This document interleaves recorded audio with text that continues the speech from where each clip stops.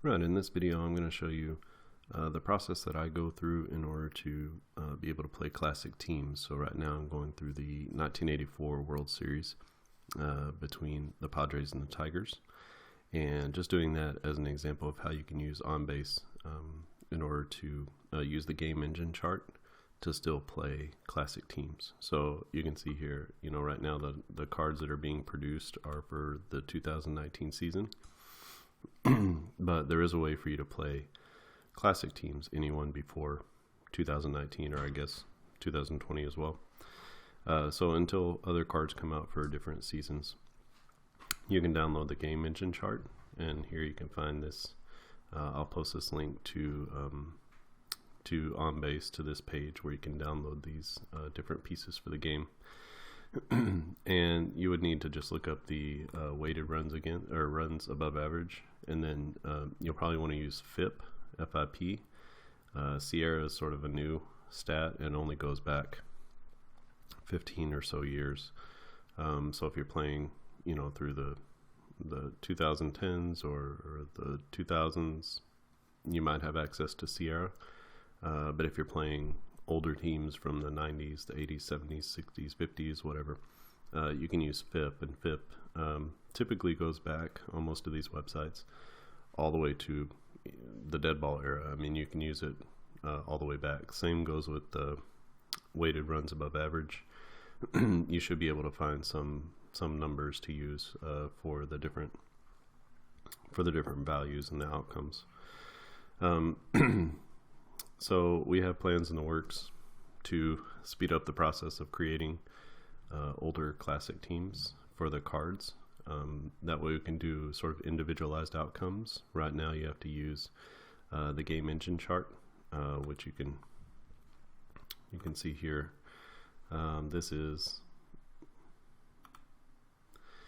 the game engine chart, and you can use this chart to still be able to play the games. Basically, you would do the same things you do on the cards. So you start on the pitcher side over here. If there's a blank, then you move to the hitter side, and you would just use your the same ranges. So if the player is a 30 plus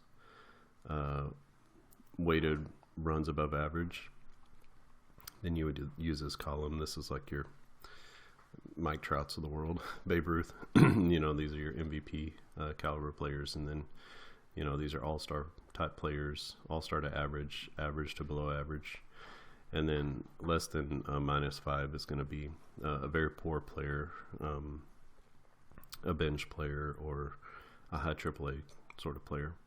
So you can use their outcomes here. There's some reminders about double plays, about stealing and tagging and things like that. So you can still use the game engine chart to play. You just don't. These are just sort of generic outcomes. They're not specified to each particular player. So if Ozzie Smith might be in this category here, which is going to give you an outcome of 20 to 25 home runs probably, maybe even up to 30. And he obviously didn't hit home runs like that.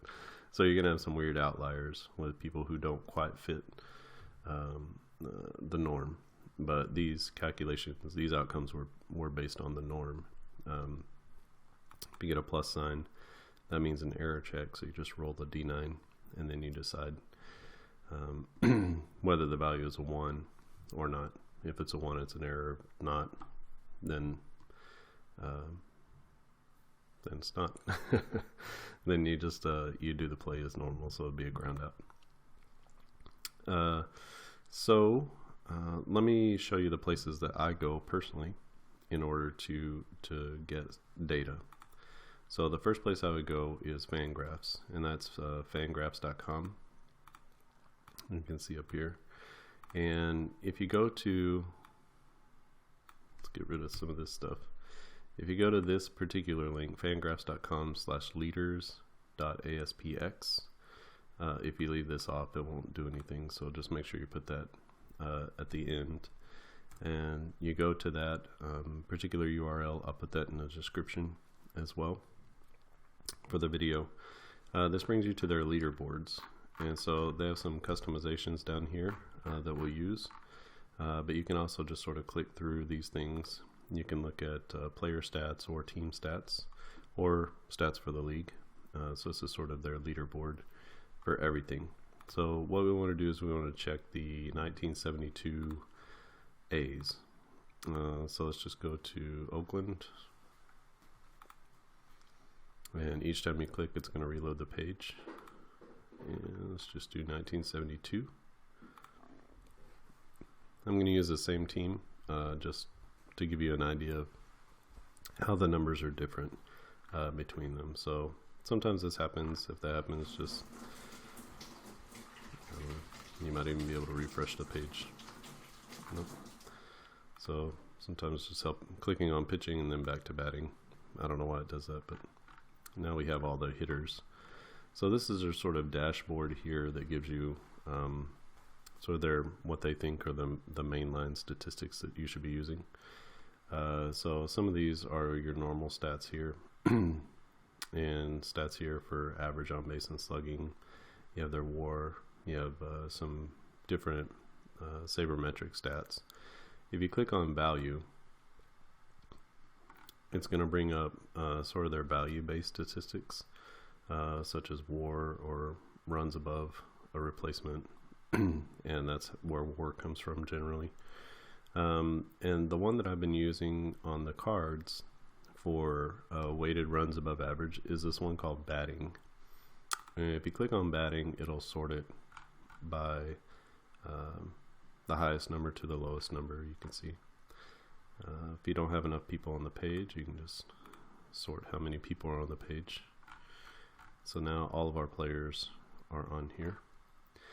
And what this batting number is a park adjusted weighted runs above average. So how many runs above average is this player worth?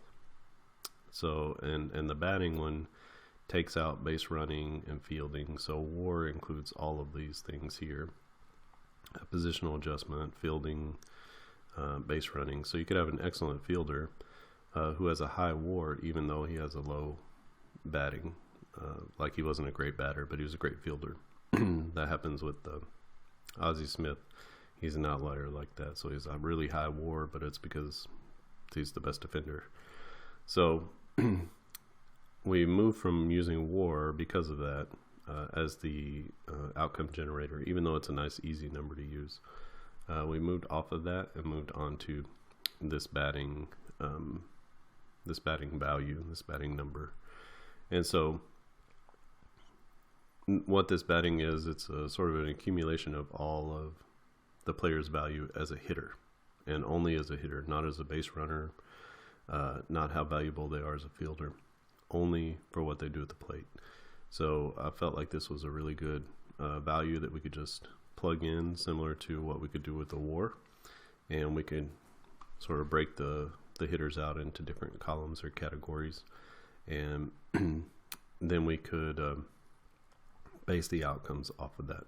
So this batting number is the one that I've been using for the cards for 2019. If you want to use that, you can. There is an actual, see if we can find it here. There's an actual number for weighted runs above average. And so if you add that there and then you click create custom table, it'll actually add it in over here. You'll be able to see. So the batting number is 34.4. His weighted runs above average is 32.9. So this is an adjusted number for the park. I don't know if it's for era adjusted also, maybe, but definitely park adjusted weighted runs above average. So this is his true. He's 32.9 runs better than the average player that season. Same goes with Reggie Jackson, right? So it's 29.3 when it's adjusted for the ballpark, 27.8 just normally. So this will fluctuate between these two. You could use either one of them. Reggie Jackson's going to be using the same outcomes. Joe Rudy will be using the same outcomes. Epstein will be using the same outcomes regardless which one you use. Sometimes there will be a little bit of movement from one column to another in the outcomes if you do that. So that's how to find it here. You can export the data here as an Excel file. And I've been doing that in order to just create the teams as well. So that's fangraphs.com. You can also go to baseballprospectus.com. And if you just land at Baseball Prospectus, and you go to their leaderboards, that's here, and then it's just going to show you some just different leaderboards here. But if you click on hitting or pitching, either one,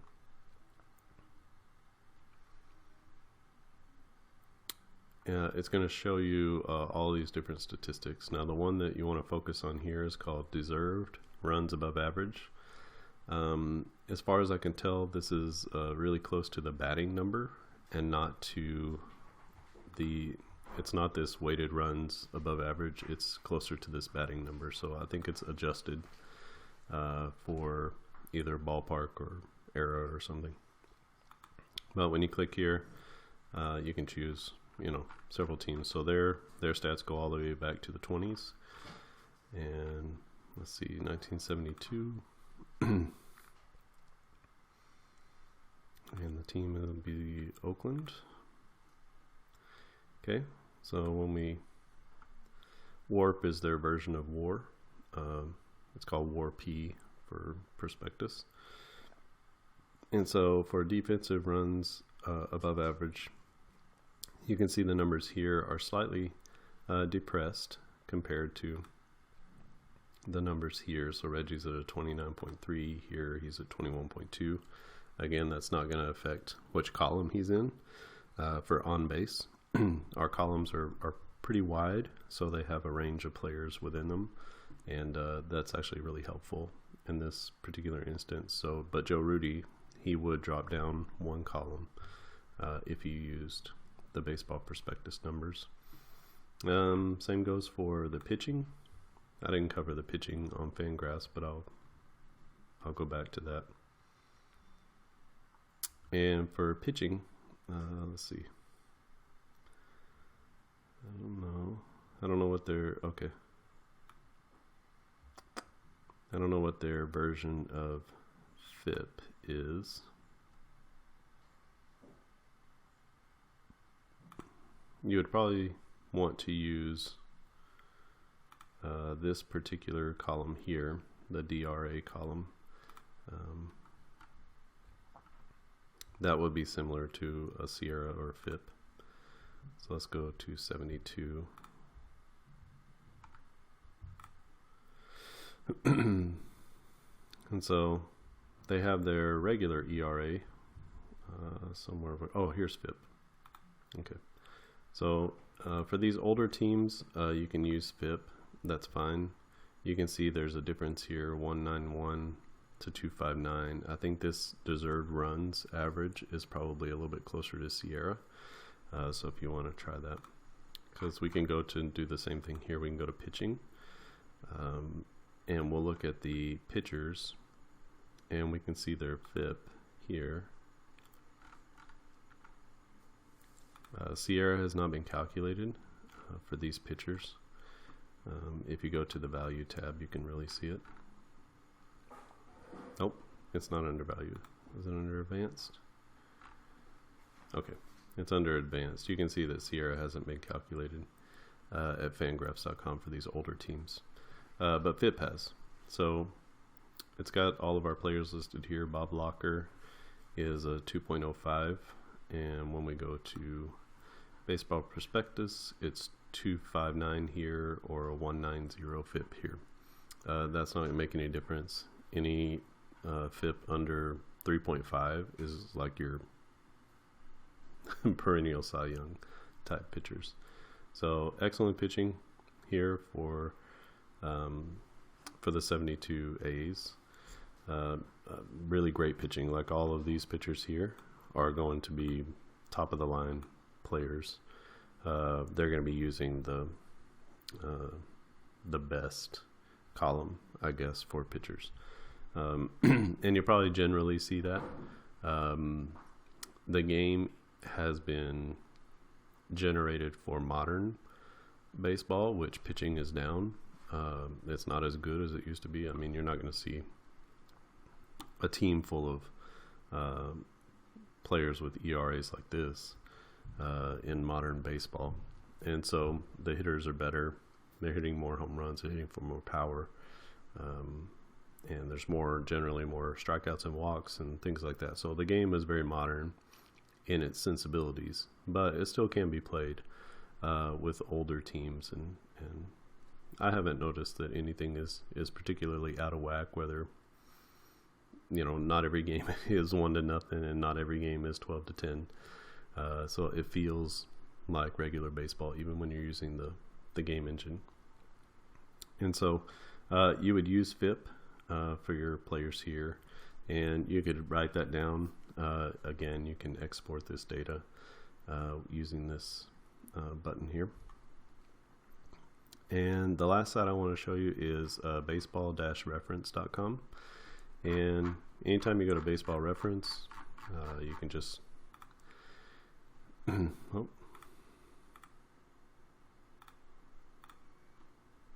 sure we get connected to the internet. So you go to baseballreference.com, and you can just type in whatever you're looking for here. So 72 athletics, and it'll bring you to the 72A's team page. And what we're looking for batters is here. So it's called team player value, and this is for batters, or team player value for pitchers on the team page.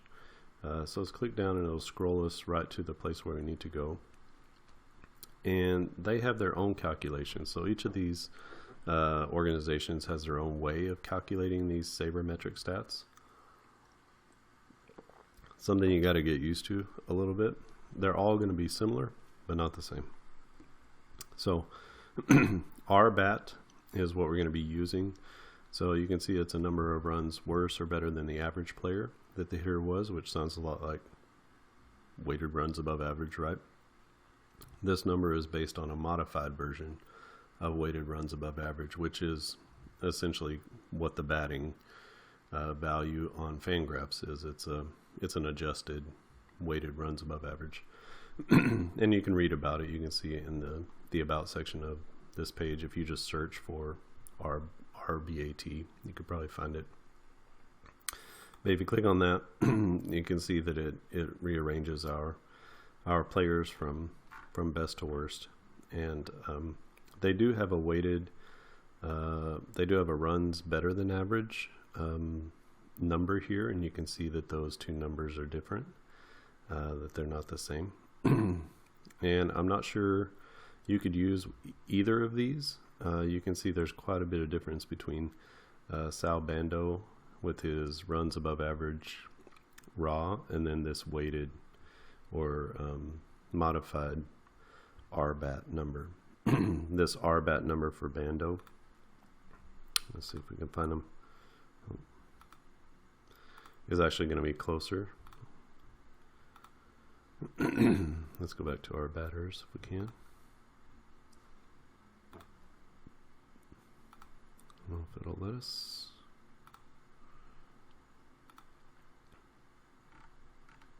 Okay, so for Sal Bando, you can see his weighted runs, or his batting number. His batting value is 9.6. His weighted runs above average is 7.8. Here he's at a 10, so I'm assuming they're just rounding to get to a solid number. So to me, this number feels a lot more like this batting number. It feels a lot more like the deserved runs above average. So those are the ones that I would use. RBAT for batting, and for pitching, you can come down to the team player values for pitchers, and it's not here, it's in the advanced stats. Let's see, let's find their pitching. Okay, so they have FIP is pretty common, actually these days, more common than it has been before. So they're going to have the FIP for whatever player here. So you can just use that number to play through your seasons or to play a game with two older teams. The beauty of all of these sabermetric stats is that they're almost always adjusted one to the league average. Those are the ones that we're using. So you can quickly see league average is 0. And so if the player is below that, you can see how much below average he is. If it's positive, you can see how much above average he is compared to an average player.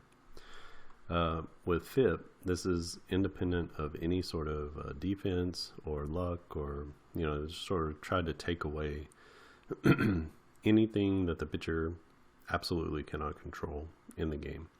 So this is the player's value if you take away his bad defense, or if you take away these different parts of the game, which I know that you can't necessarily take away those parts, but we're trying to figure out how good a pitcher is this and give him the best opportunity to be who he's going to be.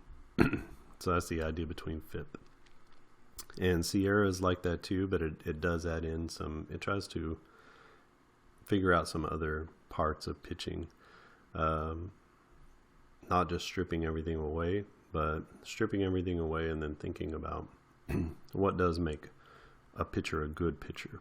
And so it adds in some other things as well, which is a more accurate reflection of both what happened and kind of a projection of the future at the same time. So that's where I get my statistics. Again, you can export these any way that you want to, as Excel or as a CSV or whatever. And then you can manipulate this data however you want to. If you want to write it down just on a scorecard for the World Series that I'm replaying, I've just been writing them down on a scorecard and just having those values. Once you write down, the main players once, you basically have their values. They're not going to change from game to game. So then you might only have to look up a few different players. And I typically just sort of keep open their rosters for, I was not born. I was very young. In 1984, I was born, but I wasn't very old. And so I don't know the players as well as I might know the players from, 10 years ago. So for me, I need to look up some different things about who they have and who they are. So I'm learning a lot about some of these teams when I was really young. And so I just keep those things open while I'm playing to make pitching changes and stuff like that. And then when I want to figure out, I typically use, for stamina, I go to the standard tab. And here they make it really easy. So I typically use total batters faced. Total batters faced divided by how many games that the player got into.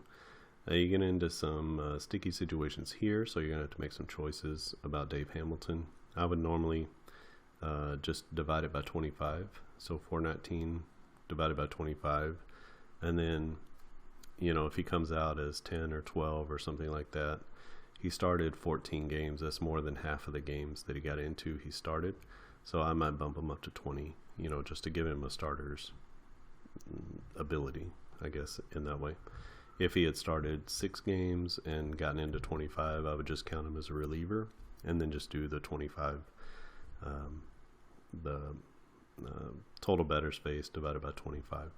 So it's a little bit of not guesswork, but just trying to read what kind of pitcher is this. Like, does he feel more like a starter or a reliever? Or at least how was he used in that season? And so that's my stamina number.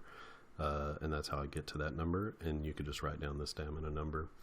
You could write down the pitcher's FIP and, what hand are they? And then you have everything you need to be able to go back to the engine. So you're just going to use his FIP to put him into a particular column here. And the same thing with those batting, whether you use the RBAT or batting or weighted runs against, or DRAA,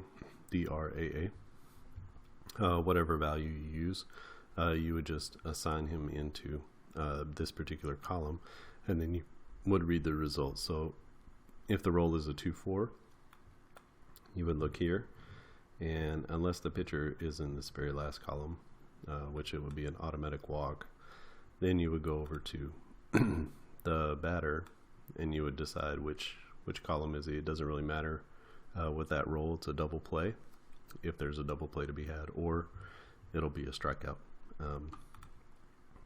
Same thing here. So, if you roll a 33 and he's not the best kind of pitcher, if he's in one of these areas here, then you look at the batter. Excellent batters are going to hit doubles.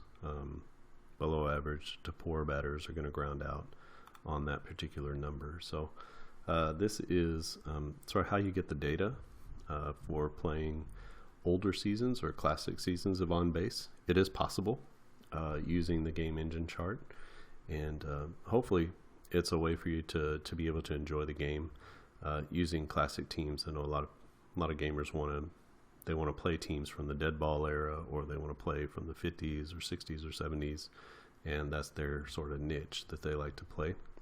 So it is possible with On Base. So don't be deterred too much by the fact that 2019 is the first carded season that's going to come out.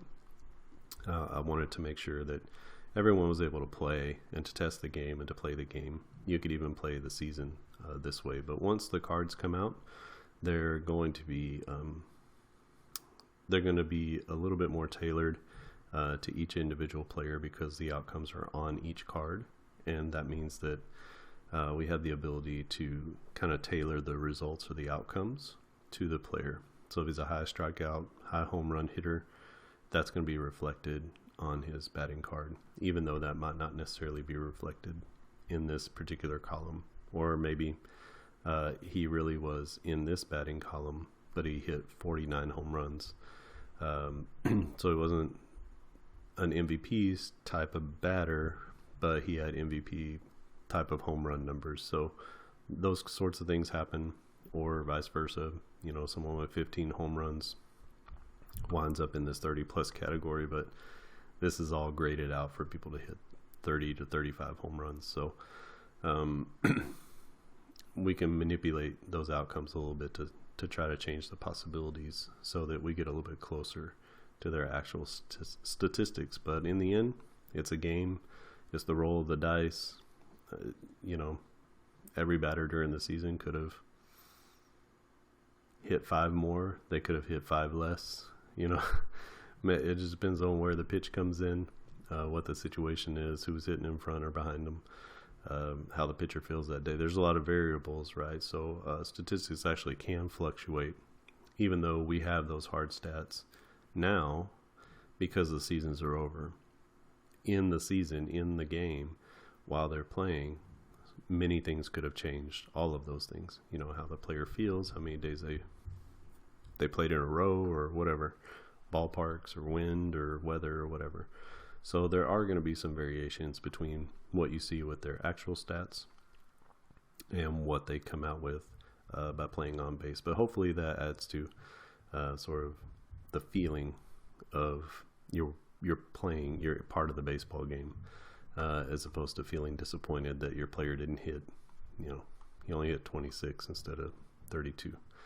So hopefully that's not the feeling coming out of it. It's that he had the opportunities, and just like in real baseball, there are opportunities, and you're going to take advantage of some of those. You're not going to take advantage of others. It'll be because you're facing someone, or not facing someone. So hopefully it feels like a game, and that's really what I want. I want it to be fast paced. I want it to be fun. I want you to be able to control some things in the game and not just be sitting in the stands watching it play out. This is the kind of game that I wanted to play, and the kind of game that I love to be a part of when I play sort of statistic based games, as opposed to video games where you control everything. If you have any questions or comments, please leave them in the comments section. I'd love to hear. I'm still developing the game, even though I'm creating the cards, there are some things that are subtly changing. And I'd just love to hear your thoughts about using the system, or if you've played. Leave your thoughts about the game in the comments section or at the Delphi forums. You can catch me or leave something there. And all right, I think that's it. So that is how to use OnBase to play classic baseball teams and classic seasons. And don't be afraid to mix and match. You know, you can play the 27 Yankees against, I don't know, the 56 Giants or whatever. So whatever you want to do. You know, I think that that's one of the strengths of the sabermetrics, is it's trying to find out who are the best baseball players, regardless of time, place, ballpark, whatever. And so that gives you this like really interesting opportunity to put different teams and eras together, to more closely say, okay, if this game happened, this is sort of how it would go. So it's kind of an exciting time with the sabermetrics and the value-based statistics. All right, thanks for watching.